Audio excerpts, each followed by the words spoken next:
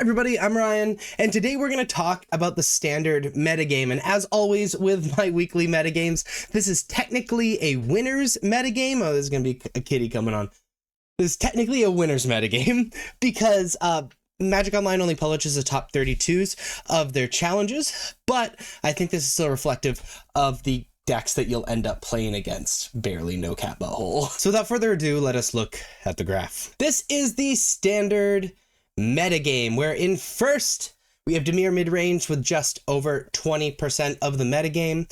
In second, we have Golgari Midrange with 14.7% of the metagame. In third, we have Mono Red Prowess, also known as Mono Red Aggro, whatever you want to call it. Kitty.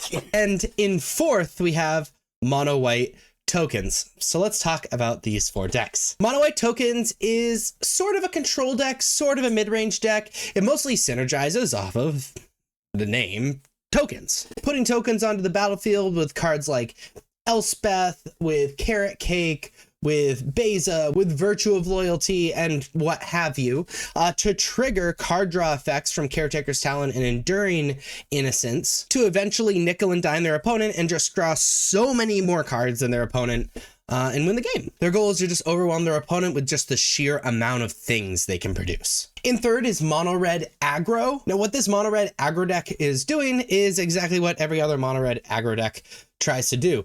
Get creatures onto the battlefield fast and hard, deal as much damage as you can with the creatures, and then finish them off with burn spells. It is the premier aggro deck of the format, as with a lot of standard formats. In second is Golgari Midrange, just happens to be the deck I'm currently grinding with in the standard season. It's utilizing the newly standard card Llanowar Elves to ramp out a pretty generic Golgari Midrange package. Now, Golgari Midrange is basing off of a demon package in Archfiend of the Dross and in Unholy Annex to draw a bunch of cards, apply a bunch of pressure, have really, really efficient creatures that also normally do other things, either hate out certain decks like Scavenging Ooze, draw extra cards like Monster Dread Knight and Glissa, or whatever, and removal spells to 1/4 on their opponent, draw extra cards, and do it a lot faster with Llanowar Elves. Dimir Midrange, while having the same surname, they definitely don't have the same strategy.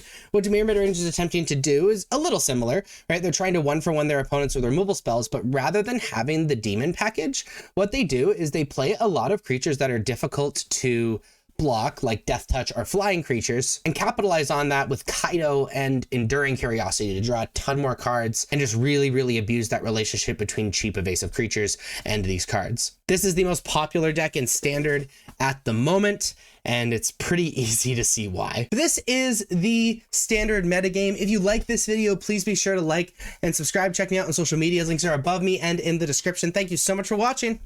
I'll see you next time. Bye-bye.